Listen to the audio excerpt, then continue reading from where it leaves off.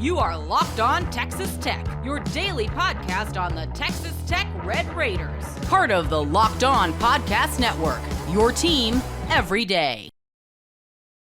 The leg room. It's kind of our weekly exercise to see what's happening with the kickers, and kind of thought leaving Salt Lake, are some waters calming when it comes to this competition, given what Stone Harrington did there? No, not at all, because we go to Houston and we get back to churning waters whenever it comes to guys getting opportunities. Busy day, 5 for 7, the way you finish it up. And following that, let's take a listen to Red Raider head coach Joey McGuire talking about his specialists, his kickers this week back in Lubbock. I don't think Upton kicked any against Utah. I think probably because whenever Stone hit that big one, we kind of let him ride right there. But the games before that, the 3 games before that, they had alternated and, all kicked. It wasn't anything that for Stone missing. I mean, Stone had the leg. Both of them, the aiming points were off. He missed his aiming point because both were long enough kicks, I think, coming in, always, as soon as I get on the headset, I check offense. Do you hear me? Defense, do you hear me? I flip over to special teams and I say, what's the kick line? And I write it in. I find the opponents, what's their kick line. And Kenny felt really good about Upton 30 and in. Like he was striking the ball really well. And so I think more than anything, that was alternating. And I think a lot of that is the feel pregame of how they're kicking the ball, if they're both going to kick. I have a really good relationship with a specialist, and so I can mess with those guys and have a good time. But I think sometimes I'm of the opinion you can talk to specialists too much, especially in the game.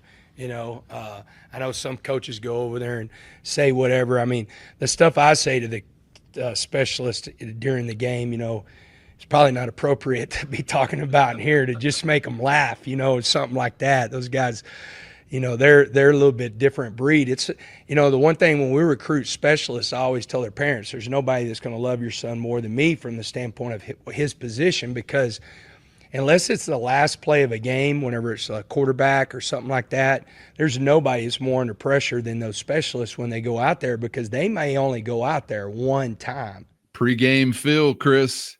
Remaining fluid is what it sounds like to me. You will, Kenny Perry said this week that, and Joey is, I think, kind of echoing that a little bit too, that you're going to continue to see this alternating kicks or rotation of sorts, however they deem it to be, the day of, and warm-ups and things like that. I think that Stone was probably hard on himself because of just the miss, but I don't think they really fault him for missing what was, I think, a 53-yarder. That's a big kick for anybody, right? Even if we're getting used to seeing 55 as normal, like, come on, you just made a 58 one, but he had just missed that one. The 44-yarder was the one that was pushed right. But Upton Belafont has just been really good. And I think Joey, he's just been consistent, and he's been right there. And I think that, Joey mentioned Ian Hershey, and Kenny Perry mentioned Ian Hershey too. So it's a weird, awkward, outside the box way to do this that is very unique, and it stresses me out. But it's just one of those weird deals. But they do have, I do think Stone's leg strength is a bit more, obviously, than Upton's is. But, I think it was one of the two, whether it was Kenny or Joey, said that they felt like Upton was good from 55, maybe even closer to 58, that he could make those. So whereas Stone was maybe good from 60 plus. So I don't know if you'd ever attempt those or anything like that, but we're going to continue to kind of ride the hot hand, I guess. That's right. Stay tuned for more on this developing situation. Yeah, that's right. That's right. I do like, it was a little tight for him. You wind up 35-11, so kind of might paint a picture where you didn't have too many critical kicks, but you wouldn't have had any of the separation you had if they weren't successful early on. So there were some critical kicks in Houston, no doubt about it. You got into an intense situation there at the end of the first half to have a kick in Salt Lake City. So we've seen some of this, even though it hadn't quite been in like game tying or game winning kind of fourth quarter territory just yet. But we'll be curious to see as things tighten up in the Big 12, what kind of situations they are called upon within. First, today's episode brought to you by Prize Picks, the daily fantasy app where making the right call can actually pay off. We all make decisions every day, but on Prize Picks, being right means cashing in. And with football back, Prize Picks is the simplest and fastest way to get in on the action. Just pick more or less on 2 to 6 player projections, and you can turn your takes into real prizes, all in less than 60 seconds. You're going to love how easy and simple it is to use. And of course, Prize Picks puts their members first, so all withdrawals are fast, safe, and secure. Download the Prize Picks app today and use our code LOCKEDONCollege to get $50 in lineups after you play your first $5 lineup. That's code LOCKEDONCollege to get $50 in lineups after your first $5 play. With Prize Picks, run your game. Yeah, because What's going to happen? Right. I don't know what it will look like. I don't know when it will be during the game. I just know that there's a meaningful kick coming at some point. Whether that's not, we don't, maybe it's not until we get to Tempe or Manhattan or one of these games at home becomes more interesting than you had planned on. But there's just that's just going to be a part of this deal, and who runs out there to kick it, and do they make it or miss it? I mean, kind of deal. The most meaningful kick you've had to this point, honestly, was probably the 58-yarder. I think there was some pressure there. The time in the game, every point mattered. Now, granted, after you make it, you're feeling all good, like you've got this momentum. You know, Utah just marches right down on what we think is a really good defense, and they get it right back. And so you're like, well, so it turned out it wasn't that. But had you missed it, and maybe, you know, Utah drives down and does it. I mean, you just don't know. So, but that's the most meaningful kick you've really had to this point. Well, there really wasn't. You could argue that some of those early in the game versus Houston, because if you miss one of those makeables, then maybe the game gets tweaked. But they were so early in the game that I think as they began to stack up, it's like the first one, all right, easy breezy kick. Second one, okay, no big deal, just an early field goal. Oh, wait, we're turned away again. Damn, we really need this 3. Oh, we're turned away again. We really need this 4th. They just like grow in intensity, I think, in a situation like that. But nothing like what, Chris, I mean, Lord, if you're in a conference hardware race, you're getting this. If you're anywhere beyond the regular season playing meaningful football, you're getting this. Fourth quarter, game on the line, tie it to go to OT, extra points in OT, college kickers. A zany experience around the country every year. So we know we're going to get a dose of this at some point in time. Just hope we're ready. But we'll continue to see what we think will be multiple legs utilized as we get back to it again this time around against Kansas. Chris, before we get out of here, I wanted to get one more thought in from Joey McGuire, because I just really enjoyed hearing him talk about any Red Raider in this way, but in particular, the one that he mentions, I know we are all a favorite of. Coach McGuire was asked about pursuits in the future as far as obviously transfer portal pursuits and recruiting and yada, yada, yada. But the way in which he kind of set up as an example, this Red Raider as an example of the guy that they feel like it's really important they continue to get. I was glad to hear. I think when you probably consider the thought of it's important we get guys like this, several names could come to mind for various Red Raider fans out there, but let's take a listen to the one that Joey McGuire came up with. I told Blanchard, like, when we're looking at what we're going to do in the future, it's really important that we get guys like Skylar Gill Howard, who is not only a phenomenal football player, but he is a voice in that locker room. So, you know, and he's the most unselfish guy that as much as like J-Rod and Barron, they're just unselfish guys. And so I think it's important that we find those guys too that we're bringing in, you know, and really searching for leaders like that are really good football players and they're really good leaders. This sounds like an obvious because it's like, well, yeah, of course you want to get guys like that are really good and really good leaders. But I think it was just funny because the timing of this being texted to Blanchard is Joey was kind of recounting the story. It's like he's driving to work and this is what he thought of all the things. I'm like, I would have thought you would have maybe said that, or I'm sure Blanche was like, yeah, coach, I get it. I mean, I understand. But because they are talking about it, or because Joey thought about it at the time, here's what this should tell you.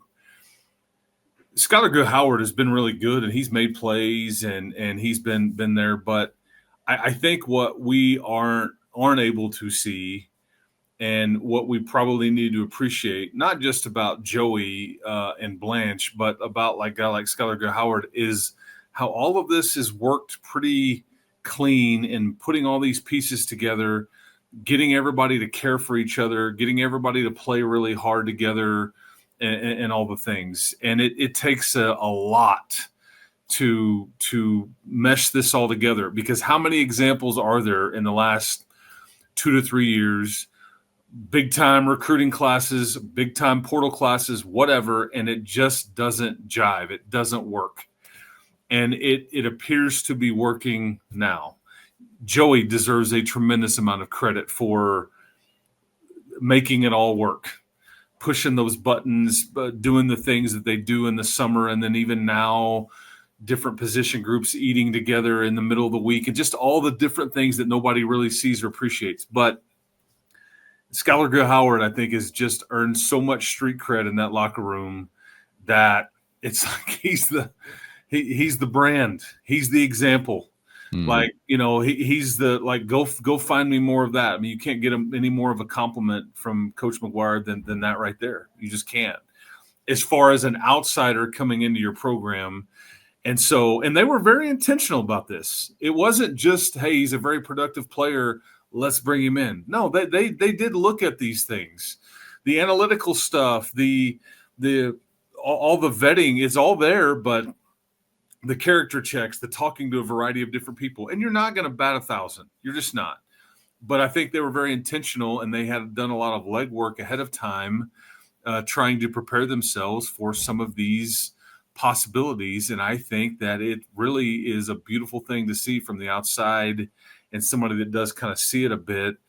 They really do care for each other. They really do get along. There is not a lot of ego there.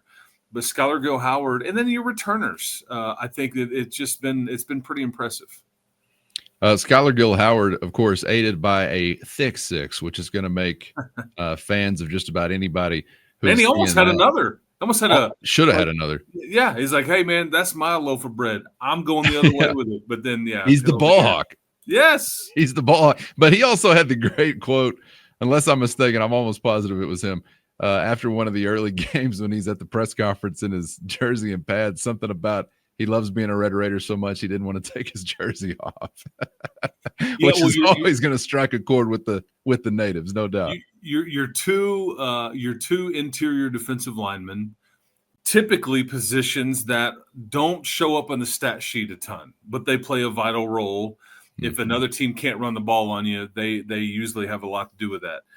But the two things that these guys have said, because you're right, Skylar Howard said that maybe it was after the opener against UAPB, rain delayed, all the stuff. It's like, I just want to sit here, man, and I don't want to take this thing off. And you're like, man, you are hitting the right notes, young man, because this is music to the ears. But then after the Utah game, I just loved Lee Hunter sitting there with a big smile on his face. I feel as if you think you're going to try to run it right at us, you should change your game plan. It wasn't like cocky. He wasn't trying to talk smack. He was just like being very matter of fact. He said it very pleasantly. And I was like, God dang, man, like these two guys are just different.